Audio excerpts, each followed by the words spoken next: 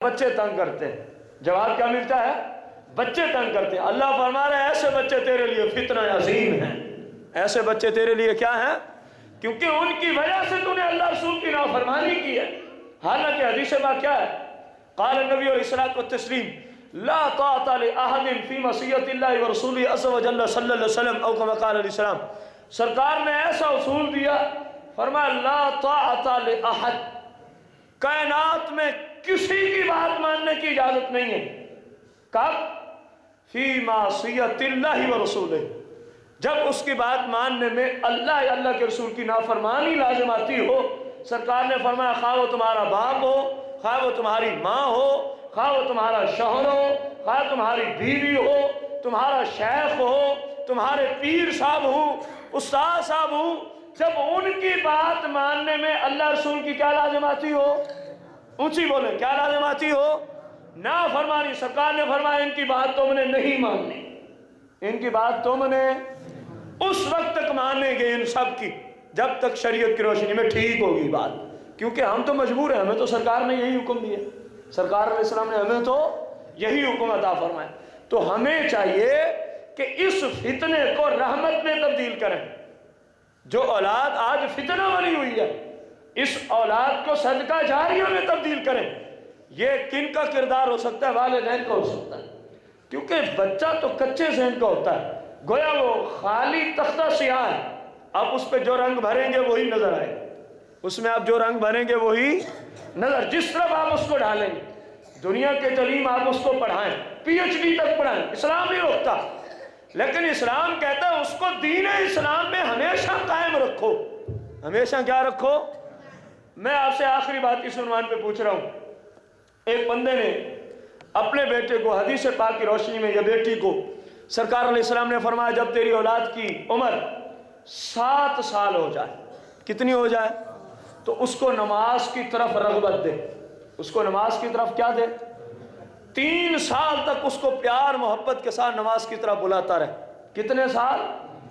فرمایا جب 10 سال کا ہو جائے اب بھی نہ پڑھے تو پھر فرمایا اب اس کو مار کے نماز پڑھا، اب اس کو کیا کر۔ ایک بندہ اس حدیث پہ عمل کرے، کیا اس کی اولاد نمازی ہو سکتی ہے یا نہیں ہو سکتی؟ بس اس کا مطلب ہے کہ آپ کو سمجھ آیا کہ اولاد کس طرح نیکوکار ہو سکتی ہے، لیکن غفلت کے پردے ہم نے تان رکھے، غفلت کا ہم شکار ہو گئے، جس کی وجہ سے کوئی اپنی اولاد کو پوچھنے والا جو مرضی وہ کرے، جو مرضی کرے دین اسلام کے اعتبار سے، اس کے خلاف والدین ان سے پوچھتے؟ ہاں، اگر دنیاوی اعتبار سے معمولی نقصان ہو جائے تو پورے گھر میں قیامت برپا ہو جاتی ہے، پورے گھر میں قیامت برپا۔ تم نے یہ کر دیا، پھر ان کی ماں کو کہا جاتی ہے تم کہاں تھی، مر گئی تھی، اس نے اتنا بڑا نقصان کر دیا گھر میں، تو نماز اس نے ضائع کر دی تو کبھی کسی نے پوچھا؟ یہ ہمارا قصور۔ اور قیامت کے دن مسلم کی حدیث عرض کر رہا ہوں، جنہوں نے اپنی اولاد کی یوں تربیت نہ کی، اولاد کا ہاتھ ہوگا ان والدین کی گریبان ہوگی۔ اللہ کی جناب میں اولاد عرض کرے گی مولا ان سے پوچھ انہوں نے ہمارے حقوق پورے کیوں نہیں کیے تھے۔ اب روئے گا، وہ چلائے گا، چیخے گا، میں تو یا اللہ ان کے لیے حلال حرام کی تمیز کیے بغیر مال اکٹھا کیا کرتا تھا، ساری رات میں محنت مزدوری کیا کرتا تھا، اتنا دور جا کے میں نے ان کے لیے کمایا ہے، ابھی بھی یہ کہہ رہا ہے کہ میرا حق نہیں پورا ہوا۔ اللہ سب کو جانتا ہے، اس کے باوجود اولاد سے پوچھے گا بتا تیرا کون سا حق انہوں نے پورا نہیں کیا، تو اس وقت کو کہیں گے مولا ہمیں تو کوئی پتہ نہیں تھا، ہم نابالغ تھے، آہستہ آہستہ پروان چڑھے، تو نے ان پہ فرض کیا تھا اپنی اولاد کو دین کی تعلیم دینا، اپنی اولاد کو دینی تربیت دینا، ان سے پوچھ انہوں نے ہمارا یہ حق پورا کیا۔ اب اس وقت جو جواب جس کے پاس ہے وہ دے دے گا، ظاہر جیسی تیاری آج ہے کل کو جواب تو وہی ہوگا، باقاعدہ بلکہ آتا ہے لوگ وہاں بھی جھوٹ بولنا شروع کر دیں گے، قرآن میں آتا ہے لوگ وہاں بھی کیا کریں گے، اللہ تعالیٰ کے حکم سے زبان پہ مہر لگا دی جائے گی، یہ مسئلہ قرآن میں اللہ کی جناب میں کھڑے ہو کے بھی لوگ جھوٹ بولیں گے۔ اللہ نے فرمایا ہم ان کی زبانوں پہ مہر کر دیں گے، اب ان کے ہاتھ ان کے خلاف گواہیاں دیں گے، اب ان کے پاؤں ان کے خلاف بولیں گے، اب ان کی آنکھیں ان کے خلاف بولیں گی، اب ان کے وہ کان جن سے گناہ کیا کرتے تھے وہ ان کے خلاف گواہی دیں گے۔ جب زبان پہ مہر لگ گئی، غور کرو، اگر آج دین اسلام کے اصولوں کو نہ اپنائے تو یہ ہمارے ساتھ بھی ہو سکتا ہے۔ جب زبانوں پہ مہر لگا دے گا وہ رب، پھر یہ عذاب بندے کے خلاف بول رہے ہوں گے اور کروڑوں کی تعداد میں لوگ بھی کھڑے ہوں گے، اللہ کی جناب میں بندہ حاضر ہوگا۔ بتائیں کتنی شرمندگی اٹھانی پڑے گی؟ بولنے تو صحیح نا، اٹھانی پڑے گی کہ نہیں؟ تو بہتر نہیں ہے بندہ آج ہی اس کا حل کر لے۔ کسی کی خاطر ہم کیوں جہنم کو جائیں؟ یہ اولاد کل کو کسی بن جانی ہے، یاد رکھیں۔ آج ہم کہتے ہیں یہ سب ختم ہو جائے گا، جیسے موت آئی سب رشتے گئے، جیسے موت آئی سب رشتے، یہ اولاد کل ہمارے خلاف کھڑی ہوگی۔ بھائیو آج جن کی خاطر لوگ رشوت تک چلے جاتے ہیں، سودی لین دین تک اولاد کی خواہشات کو پورا کرنے کے لیے مال کماتے ہیں، یہی کل ان کے گریبانوں میں ہاتھ ڈالیں گے تو بتایا جائے کیا یہ انسانیت ہے؟ جن کی خاطر اللہ کو ناراض کیا، اللہ کے رسول کو ناراض کیا، اپنی قبر و آخرت برباد کی، وہی کل ہمارے گریبان میں ہاتھ ڈال کے کھڑے ہوں۔ یا اللہ ان سے پوچھ انہوں نے ہمارے دینی حقوق پورے کیوں نہیں کیے تھے؟ اللہ نے فرمایا تیسرا فتنہ، والقناطیر المقنطرہ من الذہب والفضہ، وہ مال ہے، سادہ سے لفظوں میں وہ کیا ہے؟ اللہ نے فرمایا سونے اور چاندی کے ڈھیر، کیونکہ جتنی بھی اشیاء ہیں تمام کا تعلق سونے چاندی کے بعد ہی آتا ہے مالیت کی دنیا میں۔ ابتدان کرنسی سونا اور چاندی ہی ہے۔ ابتدان کرنسی کیا کون سی چیز ہے؟ سونا چاندی، یہ درہم، یہ دینار اس وقت جو چل رہے ہیں، یہ پاؤنڈز، یہ ڈالر، یہ ریال، یہ روپے، یہ پیسے، یہ سب ان کے تابع ہیں۔